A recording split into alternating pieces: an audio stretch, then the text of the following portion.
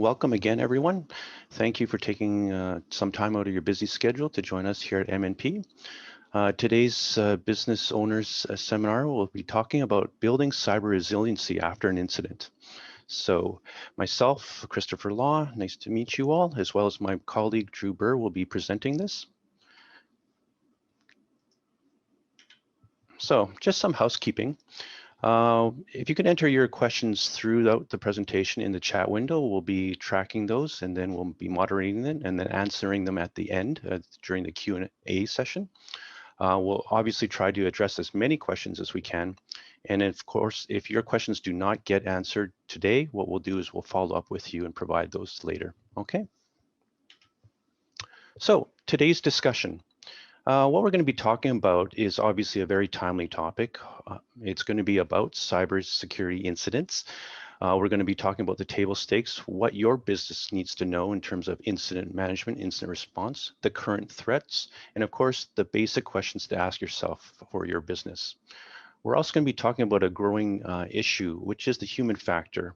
Of course, all this has to do a lot with the technology, but right now, because it happens so often, we need to understand that we can't forget about our colleagues, our employees that are helping us through the incident. Managing stress and taking care of your staff is a growing concern.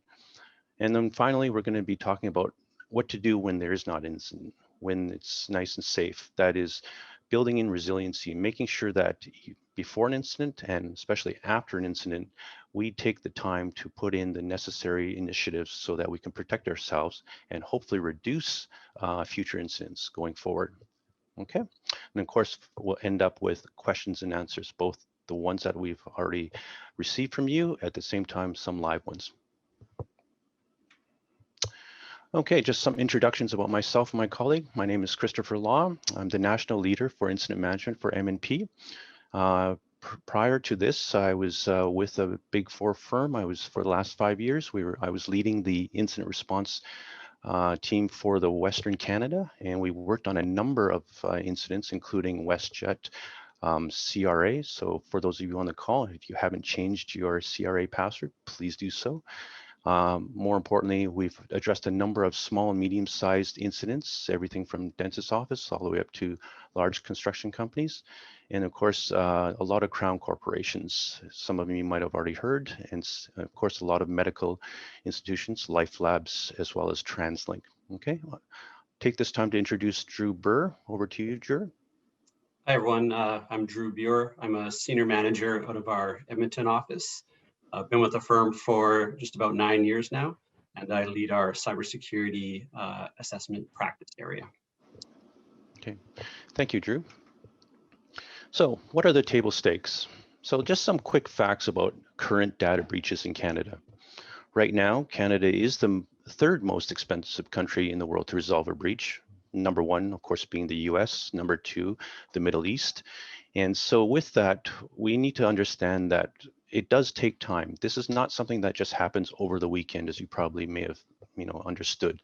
It is something that our threat actors, the hackers, actually take time to actually study our business, get into our business, and then it takes even more time for us to realize that they're already in our business and then doing bad things, copying data, and then of course taking almost 2 to 3 months after we discover that they're in our system to get them out.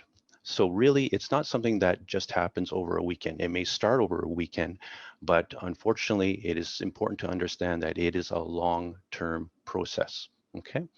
Now, over the years, the number of incidents obviously has grown, but in Canada, the amount or the cost to a business, and right now we're referring to the average because there's so many. A lot of the times there are a number of large companies, and that obviously has been covered by the media, but on average right now, as an example, we are dealing with almost 3 or 4 incidents per day for small to medium businesses, as well as mid-enterprise companies. And then of course that grows on average to about 150K per ransomware incident per event, okay? So what's the root cause? everyone's saying, okay, well, what really happens here? Uh, what's the root cause of this? And really what it is many people think it's, okay, all these hackers from nation states or overseas. Right now, malicious attacks, meaning deliberate attacks from external sources, makes up about 52%. Our own human error, meaning that maybe the IT administrator made a mistake or forgot to do something, that accounts for 23%. And of course, system issues, that is things you may have heard. For instance, if Microsoft didn't create something properly or didn't write a piece of code properly and rolled it out, that obviously accounts for 25%. Things like people leaving their laptops in their cars and that being stolen, that goes for human error. Okay, so of the malicious attacks, why are they doing this? Who is doing it? When are they doing it, and why? So really, you may think of in the movies, think of all these very sophisticated actors and hackers that come in and attack your business. Not really.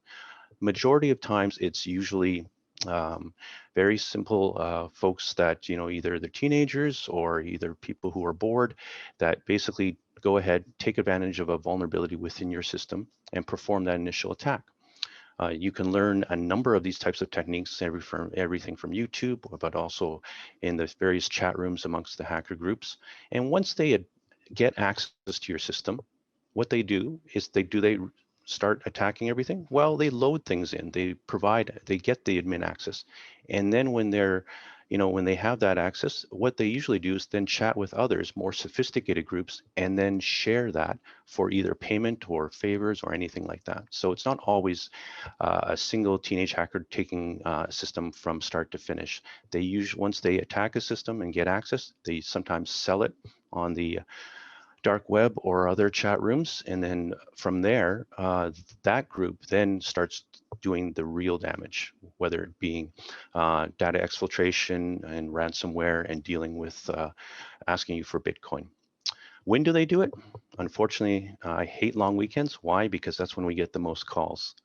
They often know when our check runs are, when we pay accounts payable, when things happen, when people go on vacation. Sometimes they know our business better than we know our business. So they take advantage of that.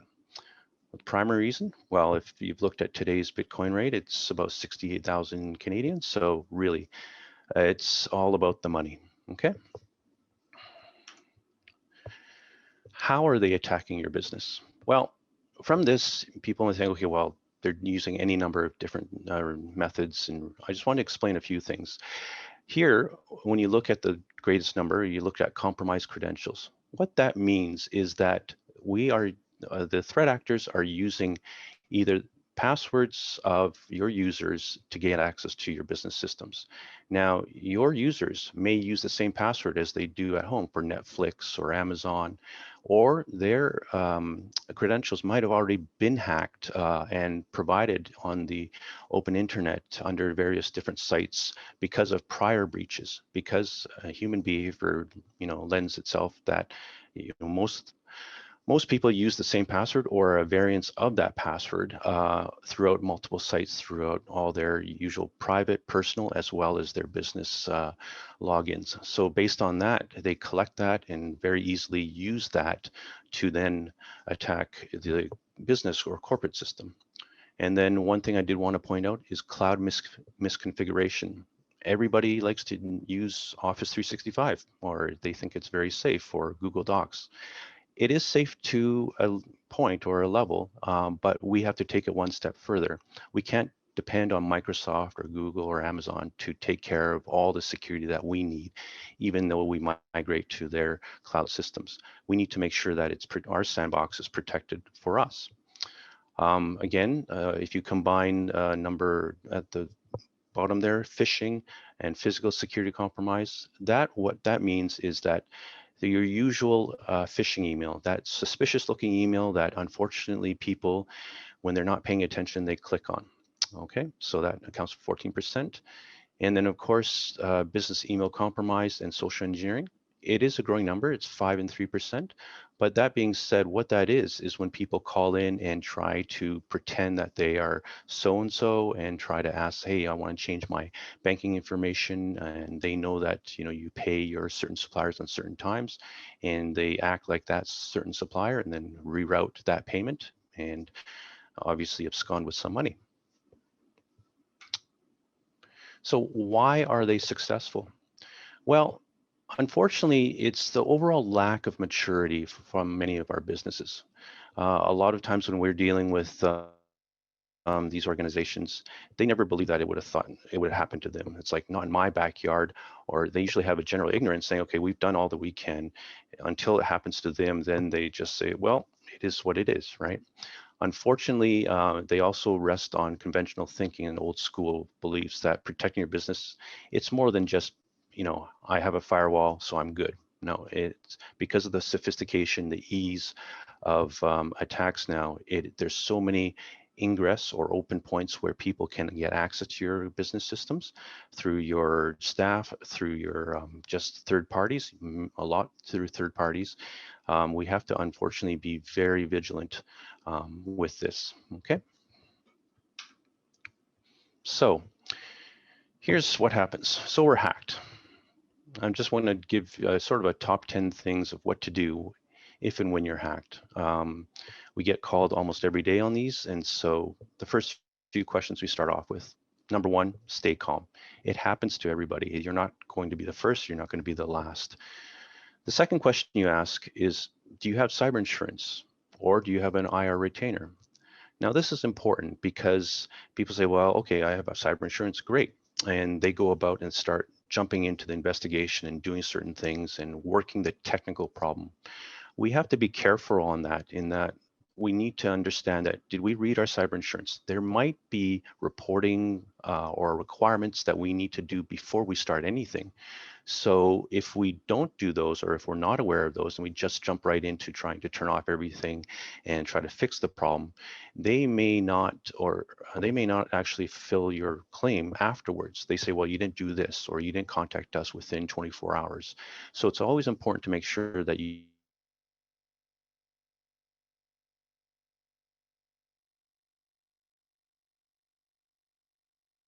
know the terms and the report either through a third party. Seek that help. It's always important to make sure that you have the experts if you have access and ability to do that. Number three, very important, do you have external counsel? Now, what this means is that it's not your internal lawyers or your internal counsel for your business, but it's external counsel so that we can operate under privilege. What that means is, obviously, with the incident, your organization may be negligent because maybe your IT person didn't do a backup or left the firewall open for whatever reason. So while we investigate that situation, we need to make sure that any future or ongoing actions are protected under privilege from further potential litigation. That means we need to involve a lawyer to help vet and validate what our investigation is for you, so that we protect your organization as a business, so that you can't proceed, and therefore with new evidence that's found, that is protected under privilege, so that hopefully it will facilitate less of a damage when it comes to potential litigation after the incident, when people find out, oh, your business left all this personal information available and we're going to sue you. So we definitely need to make sure that if you don't have external counsel, you set that up ahead of time. And if you do, great, make sure that they're also experienced with cyber incidents. Number four, gather the team. That means it's not just IT. It can involve HR, it can involve media, it can involve sort of press relations, media relations, or people who handle, your publicity. It's also executives, and it's also people, the client-facing groups like call centers. We need to make sure that, your team is aware. At the same time, you need to make sure that each of them have a role to play. More on that later.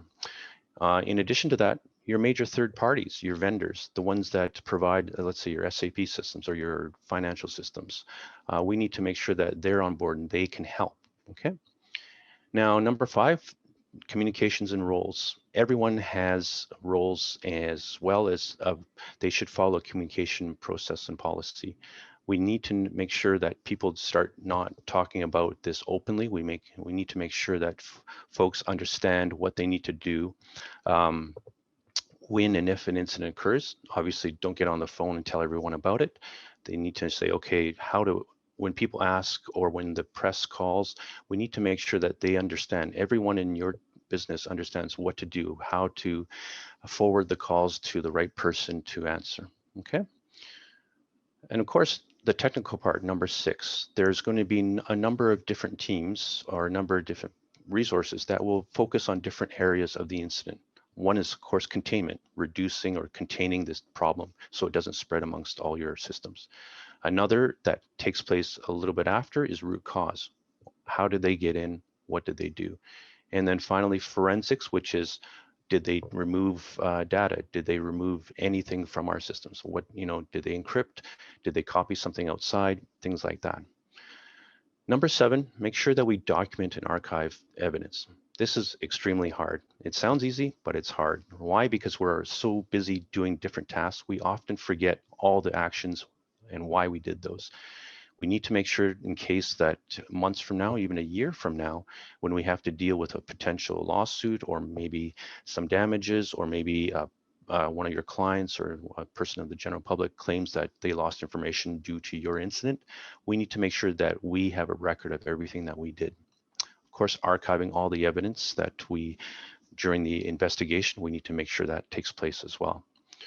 Of course, when we're doing these types of incidents, everybody's under a lot of stress. So we need to make sure that we don't overthink things, meaning that if we say, it's a good idea to turn off the internet because it'll stop the attacker from remote accessing in, let's do it, all right? Let's not, analyze it or, do this analysis paralysis sort of situation. We want to make sure that, okay, we've decided, let's go for it. More importantly is that we think we've done that action. We need to validate it. So often we've been dealing with a lot of small and large organizations. Okay, Chris, we've cut off our internet. We're safe now.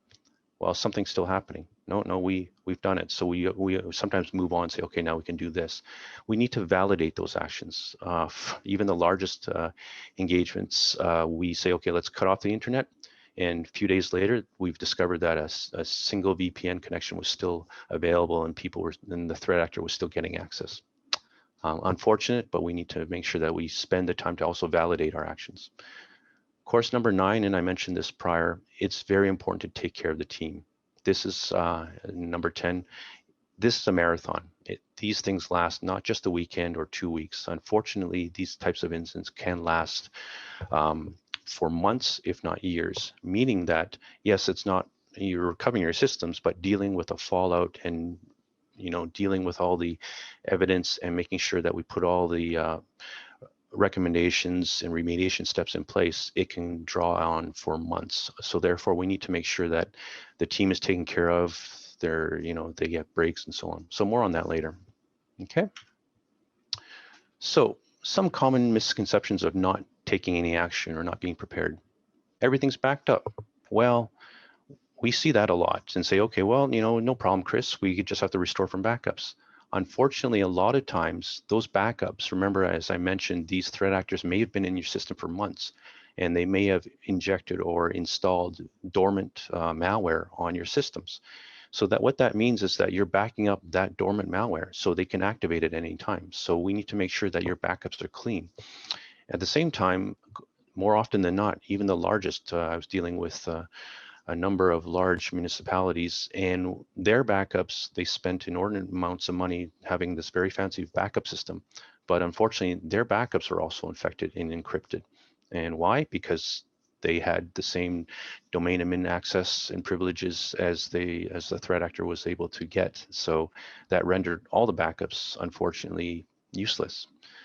My data is safe in the cloud. As I mentioned before, just like Microsoft and Google, it's our highest source of malicious attacks, this misconfigured cloud implementations, 19%, right? So We have cyber insurance. It's all covered, no problem. Well, again, that might have been true 5 years ago, and we can give probably a 2-hour seminar on cyber insurance, why and why not. I'll happy to answer some of those questions that I've noticed that people put forth afterwards. But really, now that cyber insurance is such a big thing, the cyber insurers, the providers, are now pulling back. They're making it more difficult. They're asking for more updates. They're asking for at least a maturity check for your business before they even grant you additional cyber insurance, because it's going to happen. And of course, now they're scrutinizing everything. You know, have you done all these things? Have you actually reported to us within 24 hours? If not, well, sorry, you paid your 100K premium, but you didn't report to us that you had an incident within 24 hours. So there you go, right? Another thing is, I don't have anything valuable to steal. Well, okay, you may not think that, but if you record your employees' PII information, personal identifiable information, or even your clients, or even your systems that stop you from producing that widget, that is a loss, right? So with that, it just takes a few accounts, whether if it's a few of your clients or a few of your employees, to mount a lawsuit. That does cause issues, and therefore it's something that we have to be aware of and deal with. Okay. So what happens after an incident? What did we learn? We always want to make sure that an incident doesn't go to waste. We don't just go, whew, all right, now we can just move on. We need to always learn from each of our incidents. Unfortunately, many of our businesses, we will have incidents, more than one incident. It's not just one, okay, we're done and we're safe now, we've learned everything we can. Unfortunately, it's going to be part of our usual business operations. We need to obviously, as I mentioned, retain all communications, reports, and evidence. The reason why is that? Well, because people will, after a number of incidents, as you can imagine, people say, aha, here's a organization or business that was breached. We know that they were breached. So a few months from now, we're going to say, hey, something happened to me, even though that person had nothing to do with your organization whatsoever. They say, I lost my information because of you. And from there, you have to almost every time these inquiries or these claims come up, you have to deal with saying, no, you did not, because here's the information that we lost. You're not even on our customer list, so therefore your claim is false. There's a lot of that. But what happens is your reputation unfortunately suffers. So we need to make sure that we monitor social media and prepare to validate these external claims. We also know that continue vigilance. Do you ever wonder that you see the reporting is always sometimes months or even 8 months, 6 months after the actual incident? I don't know if you follow Life Labs. They say, well, we had a breach back in April or back last year. The reason for that, there's a good reason for that. The delay is because they know that once it goes public, once they report breach, everybody, all the threat actors in the world will attack your system. It happens to everyone, right? So we need to make sure that we give ourselves time to protect ourselves, again, because not only did we have the incident, we now have to fix the incident, and at the same time get time to even protect our organization even further, because now once it goes public, it's going to go public, then what will happen is all the other threat actors in the world will say, you're weak, let's attack you again. Okay. And of course, we need to make sure that we continue to provide demonstrative actions, especially if there was a breach of personal information, to the privacy commissioners and regulatory bodies. If you're a financial institution, obviously OSFI or any number of provincial financial reporting authorities or regulatory agencies will require us to demonstrate that we are obviously learning from this and moving to a better place. Okay. Okay, the human factor. A few things here, and this is something that we focused a lot on the technology, but what I'm seeing now is a lot more side effects of the human situation when dealing with an incident. It's not, first of all, it's not just IT's problem to solve, it's the entire business. Everyone, as I mentioned before, has a role. The executives, the owners, they have to provide the support. They have to provide that safe environment, say, you know what, it's not your fault. It's not anyone's fault. It's basically, well, let's work the problem, and whatever you need, I'm here to help, right? And so IT can focus on technical issues where board members or owners and executives, they can focus on, dealing with all the other stuff. At the same time, the administrative clerk or just the call center person who has nothing to do because the systems are down, they have a job too. They have a job not to say anything, not to gossip about it, to help if and when necessary, but also maybe just go home and be quiet and don't say anything, right? Simple as that. So really it's making sure that our business, each of our employees, each of our colleagues, and each of our third parties that support us, they know what their role is when we have an incident with our business. Okay. And also during an incident, everyone wants to help. That's great. It's human behavior. That's great. And everyone says, I know a person. They can do this. They can do that. Let's make sure that we don't jump in and make the problem worse or overly complex. We want to make sure that we allow each of the folks to do their jobs and not second guess them. I've seen a lot of times where we get called in and say, well, our IT person isn't very good, so therefore we need your help. That's fine if we put in that context, but we want to be collaborative. We just don't say, okay, well, you obviously caused this issue, therefore we're going to bring in a whole new set of resources to deal with the issue, and you just stay out of it. Not the right approach, right? But I've seen this more and more. We need to make sure that we take care of our people because they're the ones that were taking care of us during the non-incident time. Okay. Again, do not hesitate to bring in expert assistance. What I mean by this is that Microsoft, all their large dependent systems, whether it's Microsoft or others or IBM, or if you have other types of systems, they do have experts. They know that this is part of their business. They want to help. So do not hesitate to reach out. Okay, finally, just want to take care of a few things. And stress is real. Everyone wants to be a hero, but we have to force our people to take shifts and mandatory rest. Why? Because we see after even after a week or two, everyone's dead tired and we start to make mistakes. We start to, unfortunately, make bad decisions. And then from there, it creates more of a complex issue, or we sometimes overthink things when we're tired. Okay, so make sure that we start to work a shift. It's a battle, so therefore we need reinforcements. We need to make sure that everyone's rested. At the same time, we need to take care of the root cause. And what I mean by this is sometimes, quite often it's that one employee that unfortunately clicked on that, right? No fault of him or her. It happens. It's, a lot of times people test me. M&P tests me all the time. IT says, is Chris going to click on this? They send it at 5 a.m. It might be near Christmas time, and it's a Purelator package. I'm expecting one, so I click on it. Of course, it's a phishing email. Of course, they all make fun of me now. So how can leaders of cyber, fall to the same issue? It does happen. Now, when a person does click on it, the person is, usually time to take away his or her laptop, and we investigate it. And then the person's just left there. Now there's, of course, the rumor mill starts going in the business. If it's a small business, everyone says, oh, so-and-so clicked on it and look where we're at. Quite often, I do not see enough people or the process to take care of that person. It can happen to anyone, but sometimes we've seen the worst case where they, they're fearful, they launch a lawsuit, they have a union grievance, what have you. We need to make sure that we provide the care and understanding for that person. Okay, and of course, when we're dealing with an incident, we always remember, okay, we got to face the public, deal with our clients, make sure everyone's okay. But quite often we forget about our employees. Again, going back to point number 2 above. Okay.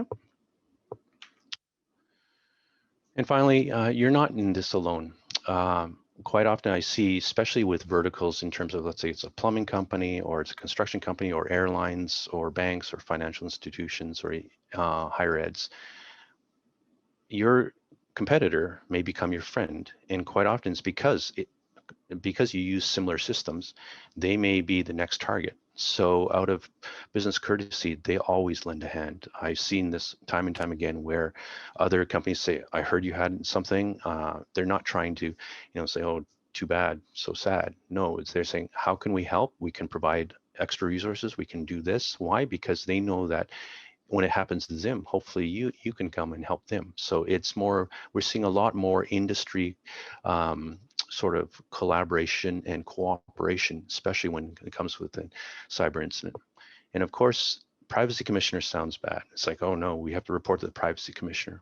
Well, they're your friend. They actually want to help. They want to reduce the risk for the average citizen, and so that they can understand what potentially has been either exfiltrated or stolen. So really, via your external counsel, they are there to help. They are not trying to be overbearers. They're not the police. What they want to know is like how much potentially records, meaning private information, whether there's SIN numbers or personal information, could have been stolen or removed or copied off your systems.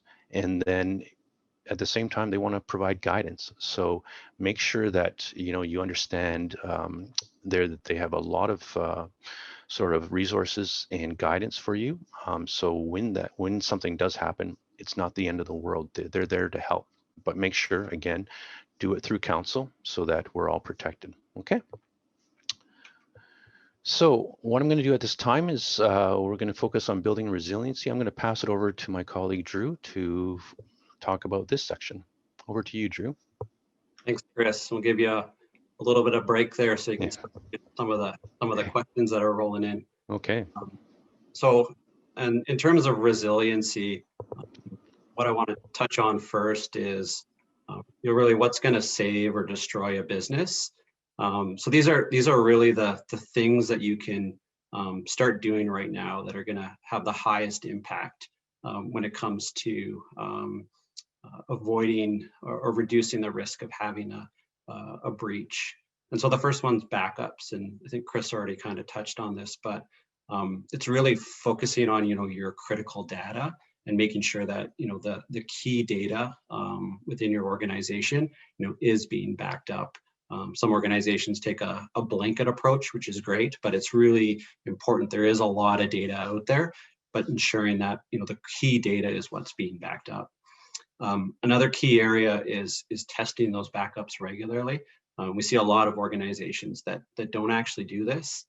They have some checks to make sure that the backups are happening quote unquote on a successful basis. But what they're not actually doing is doing a recovery test to actually make sure that data can actually be restored. So when you do have an incident and breach, that you have comfort that you can get your data back.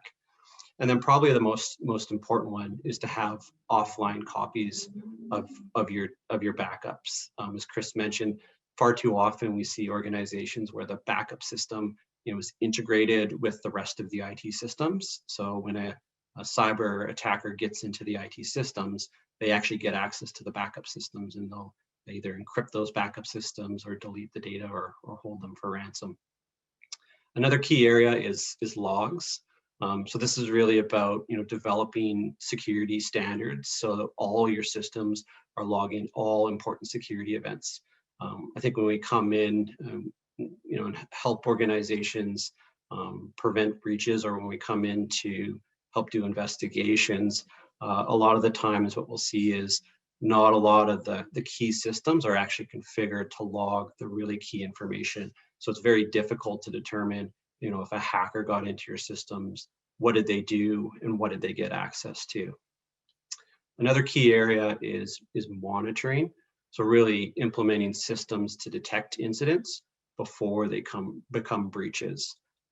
There are a lot of monitoring systems and solutions out there that can react very quickly. And when a hacker does get into your systems, it can alert the right teams and the right people in a timely basis so that you can have and take the appropriate steps to actually stop that hacker before they encrypt your data or exfiltrate your data outside of your organization.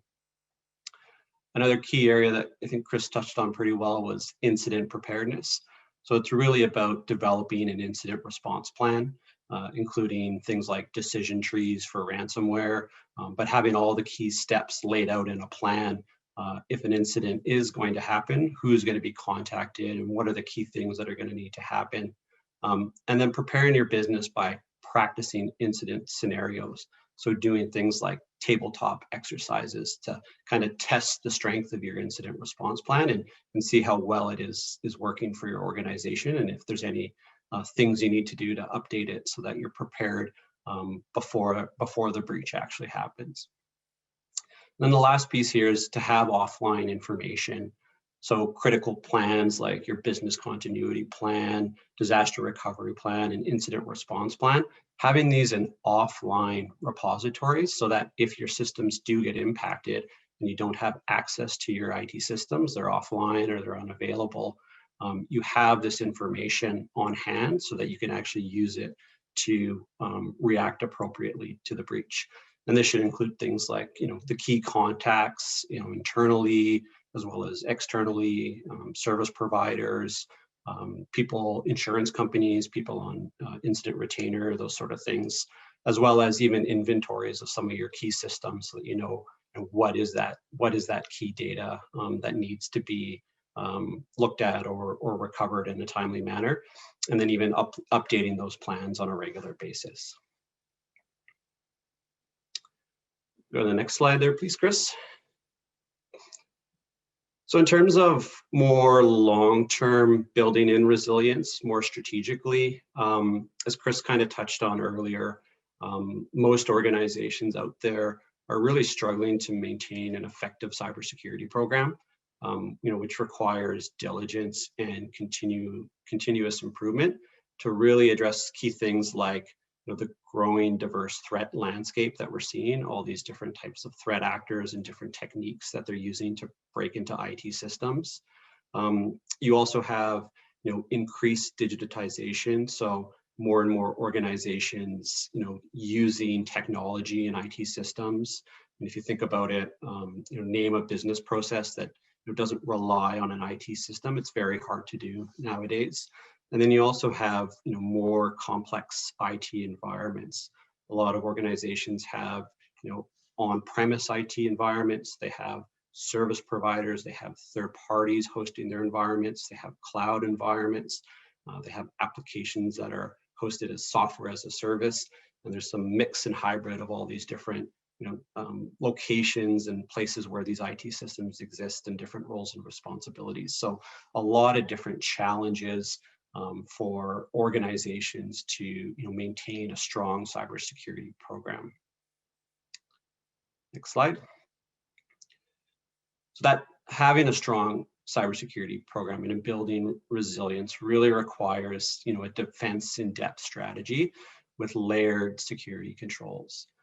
So it's not about just having one control to protect, because often what we see and what we find in breaches, as well as when we're doing security risk assessment for organizations, is they don't have enough layers or the right layers if one control fails to actually support and back up the controls. So this is really looking at it from a governance and a decision-making level, but it's also looking at it from a people that use and support and maintain the IT systems, a process level of how the IT systems are configured and managed, as well as a technology layer of what are the key systems and the key solutions. And it's about having key controls to identify, protect, detect, respond, and recover against cybersecurity attacks and breaches, to really protect your crown jewels, your key information, your critical systems, and your sensitive information. Next slide, please.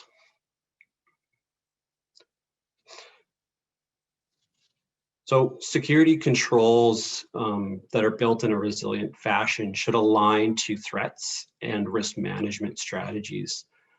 So in that graphic there, you have just examples of cyber threats, and on the left, there's more automated and less sophisticated type of threats like spam and malware that organizations have been dealing with for decades now.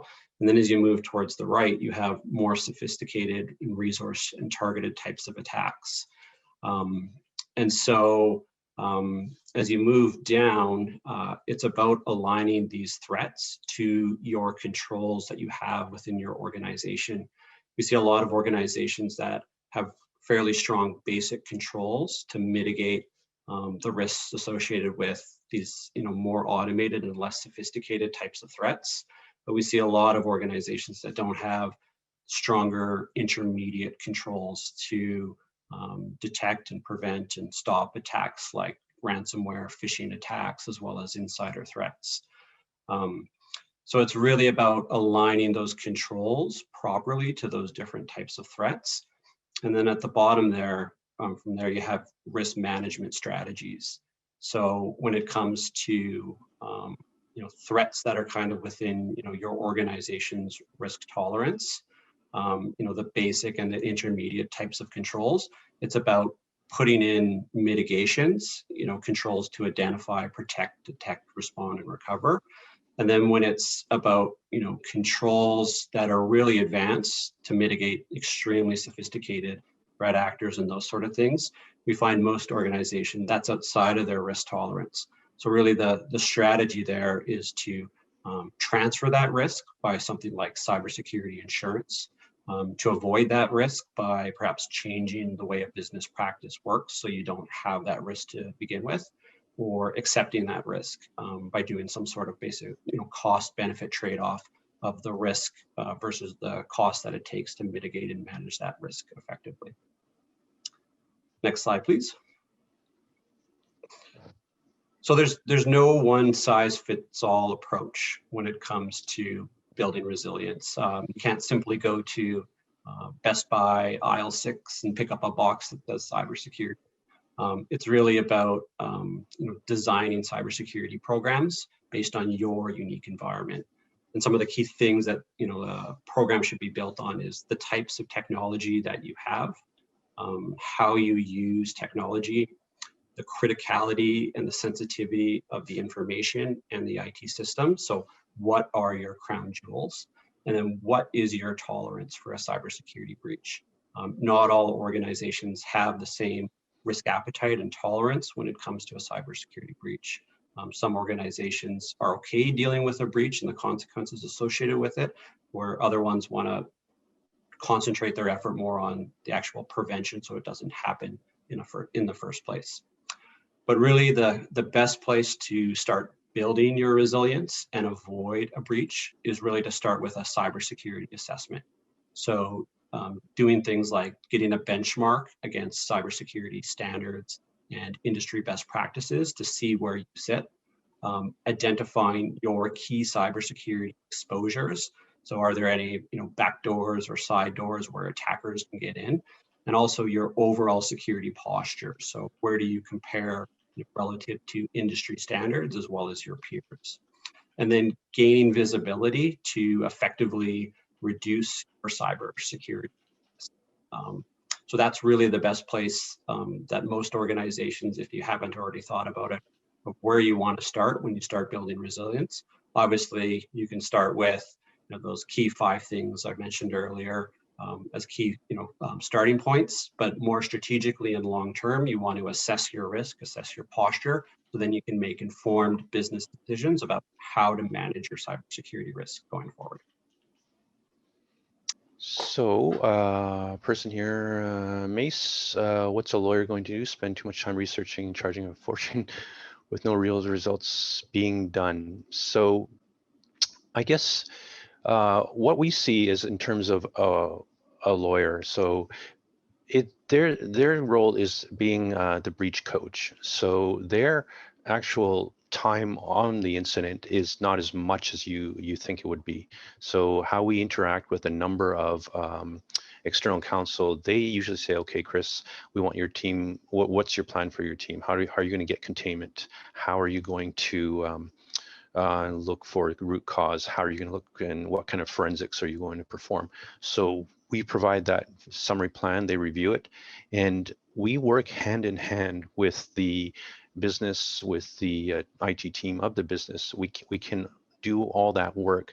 However, it's the reporting saying, okay, they forgot to do this, they did this, they did this. So we combine that report and then we send it to the lawyer. The lawyer then just spends a few hours reviewing that, making sure that nothing is untoward, and it basically protects the organization and says, okay, this is safe now to send to the regulatory agency or any privacy commissioner, or just for archival purposes, saying that we've done all the necessary and exhaustive steps. So the amount of time, let's say on average, would be maybe a few hours a day, and then it sort of filters down to maybe once a week.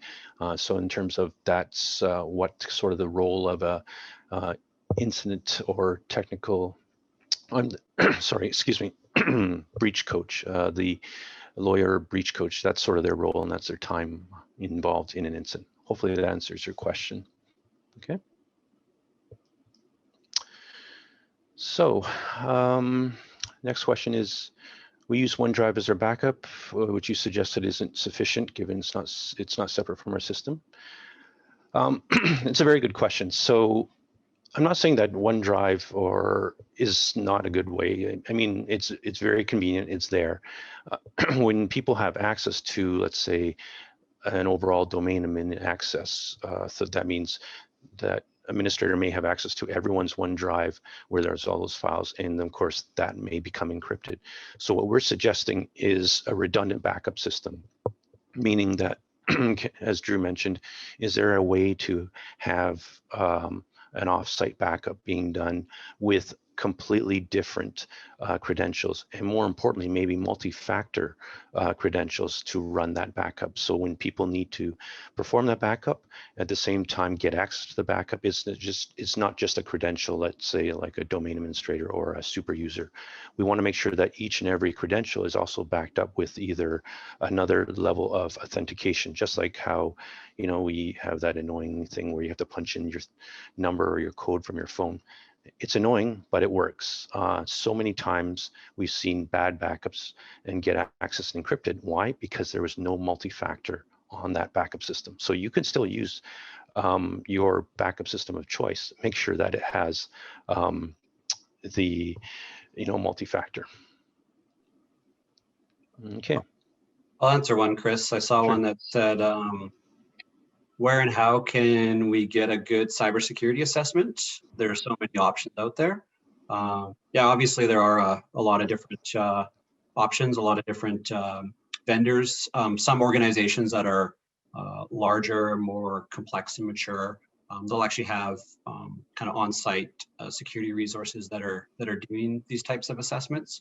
But for your kind of average, typical, you know, mid-size or small business, typically it's not feasible for the IT department to do a security assessment. Often they don't have the cycles, and really, you know, they're the ones actually implementing the system. So they're kind of, you know, checking their own work, right? They're not always thinking about the security risks that you know, organizations that do this on a regular basis, you know, like MMP does, you know, providing that value and that insight of, you know, what we see across industries and in different organizations, and our understanding of industry best practices and those sort of things. So to answer that question just briefly, I guess, MNP, we can certainly help, you know, perform cybersecurity assessments for your organization, whether it's small, medium, or large, and regardless of your industry.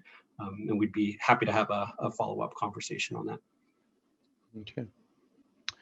Thanks, Drew. So just scrolling down here, working down our way. Are most of your cyber engagements as a result of breach from Wintel platforms?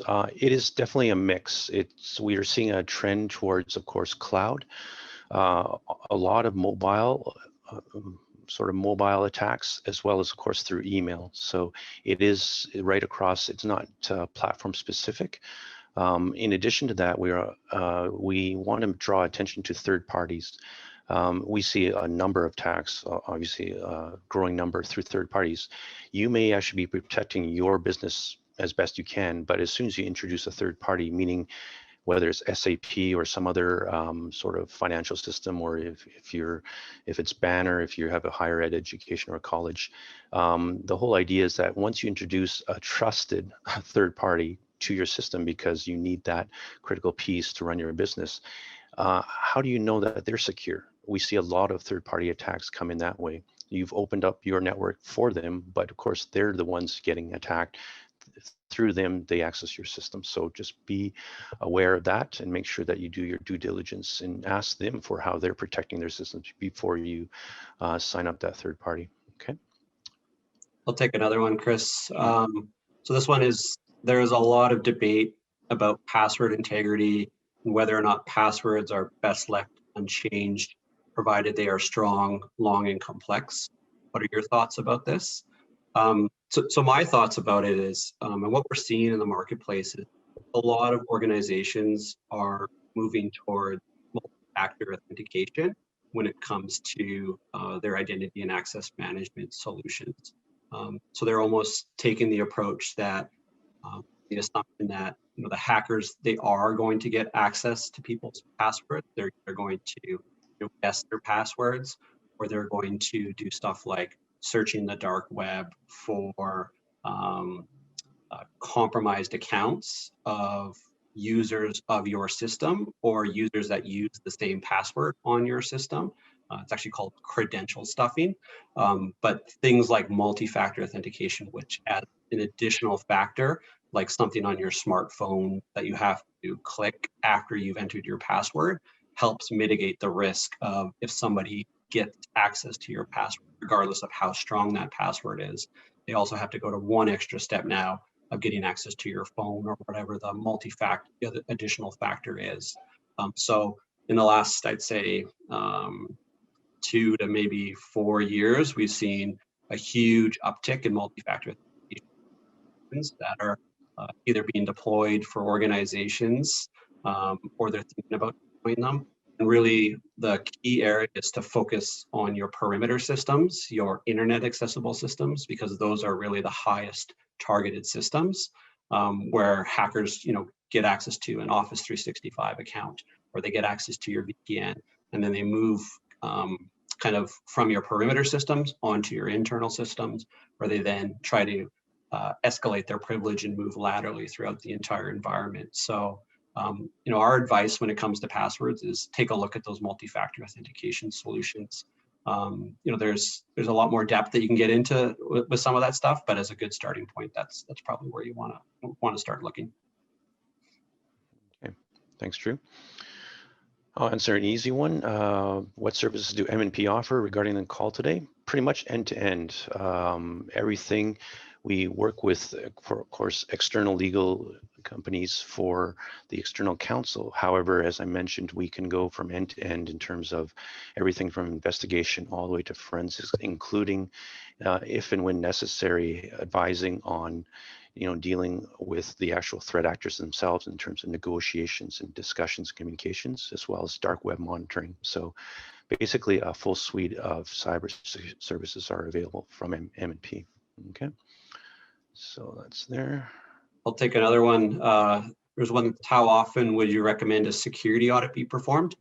And I also saw another question about whether or not M&P performs security audit. So as I kind of mentioned earlier, we do a whole variety of different types of cybersecurity risk assessments, and that includes audits as well too. What we typically recommend or see in industry as a best practice is doing those on an annual basis, really to help see kind of the progress of your cybersecurity program over time, so you can see the change. A lot of the times when we're going in to do cybersecurity assessments and audits, we are finding a lot of gaps and issues that need to be addressed. And so it's important to have follow-up on those items to ensure that the IT department or whoever's responsible for implementing those recommendations are actually performing those recommendations, and that's also keeping up with the evolving cybersecurity threat landscape. So, for example, 5-10 years ago, ransomware wasn't a thing. It wasn't actually a threat. It didn't really exist in the marketplace. But now we see it's huge. It's a really big issue. And so we don't know what the next threats are going to be and the ways and the techniques and the tactics that the hackers are going to be using.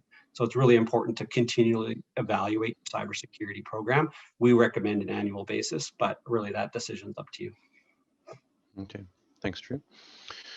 Just a quick question from Caitlin. How much these average costs range for a cybersecurity assessment? Well, the answer, it depends. It really depends on the size and scope of your business, as well as your potential threat landscape.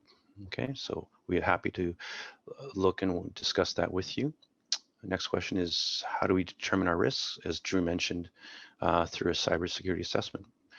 Good question from Trevor, and that is, do we like to, recommendations or mapping threats to best practice controls in NIST? Yes, so quite often it really depends on sort of if there is either a request or maybe a regulatory requirement for you to provide your maturity. And so using well-known standards such as NIST or ISO, where it actually applies, not everything in terms of all the controls from NIST actually apply to your business. So making sure that you optimize what those controls would be that are applicable, and then performing that assessment against the NIST controls. But selecting a standard framework like that definitely is a huge benefit, so that people at least have a baseline to say, okay, you have done this based on NIST and not just some ad hoc method or methodology. So for sure.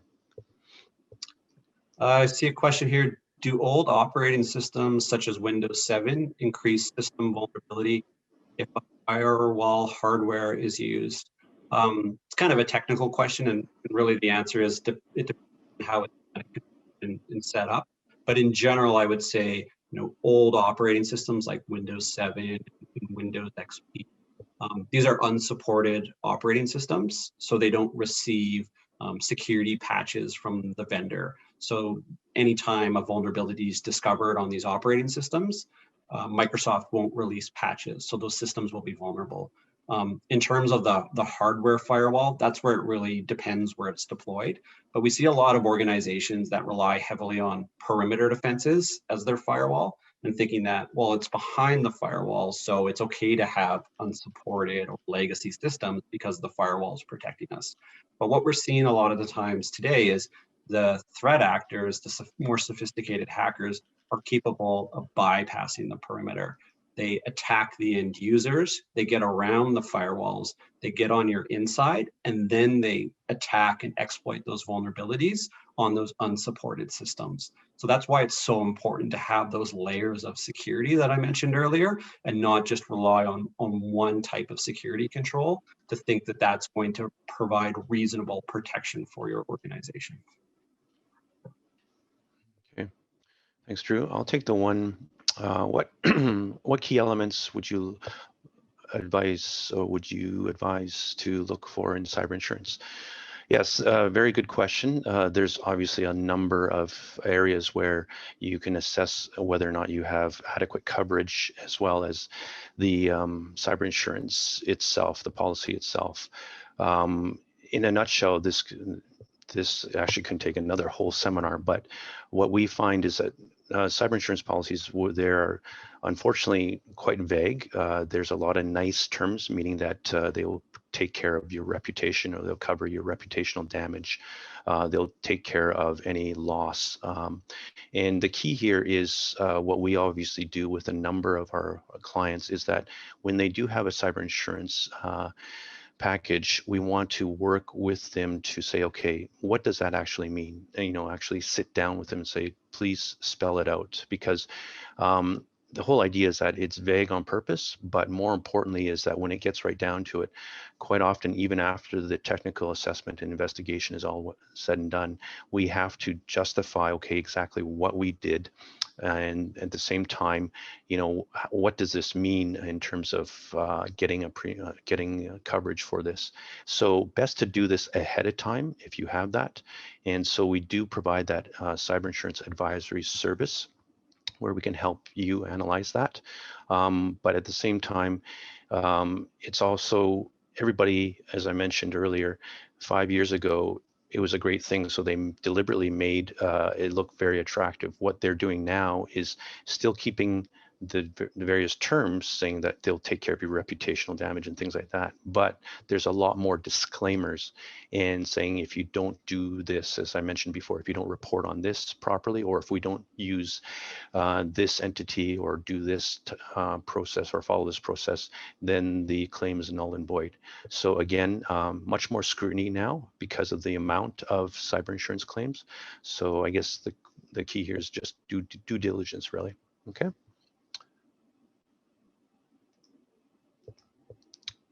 Okay, another question here. Government in Canada, yes, the cybersecurity program that's provided on their site. Yes, a very good baseline. I've read it every time it comes out. Definitely something to look for if from the government. It is a good plan. It does cover the basics. Not all of it applies to your business, of course, but definitely a good baseline to start. Okay, would you adjust your recommendations for a small to medium-sized business? Yes, it's a very good question. Small to medium-sized business, again, it's an extent of what we discussed. Like I said, we think we need to protect everything. We need to protect all our systems, whether we're a small, medium, or large business. But really, as Drew mentioned, going back to your basics, what is your crown jewels? Yes, sure, if someone accesses your email, that's bad, but do you keep a lot of records there? Hopefully not. But more importantly, maybe the intellectual property that you have to start whatever mechanism to produce your widget in your small company, maybe those instructions are what's key. And if those became encrypted, okay, that's a company ending situation. So apply your very scarce resources and technology to protect that one thing. Yes, it's a pain that, okay, someone accessed your email and tried to do this, but really what your crown jewels are is that piece, that intellectual property, or that instruction manual to run that widget making device. So really taking a step back and saying, yes, we need to protect as much as we can, but really what's the one thing that can end our business?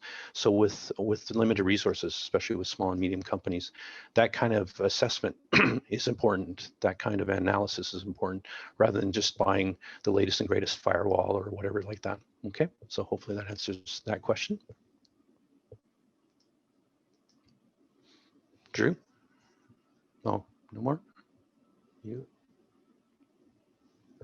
All right, I'll answer one more. How do we protect our passwordless banking access? Oh, we get asked this a lot, and quite often our advice, many, there's a lot of good secure password managers there that are available.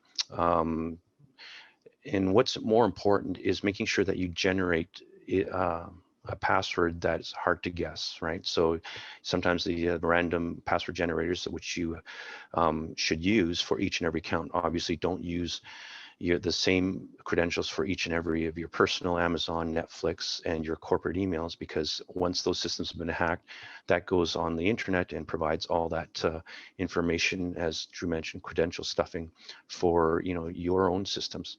So the only caveat is that you have to obviously access that management system, and it can be a pain sometimes, but I think more importantly is making sure that your password list, or however you use it, is multi-factor, meaning, again, going back to the idea where you have to get a second validation to get access to that and provide that. So I think it's key here.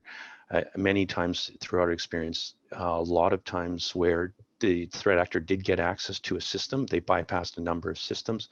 The ones that were protected had multi-factor, the ones that did not. So definitely adds a huge level of barriers to stop a potential threat actor. Okay.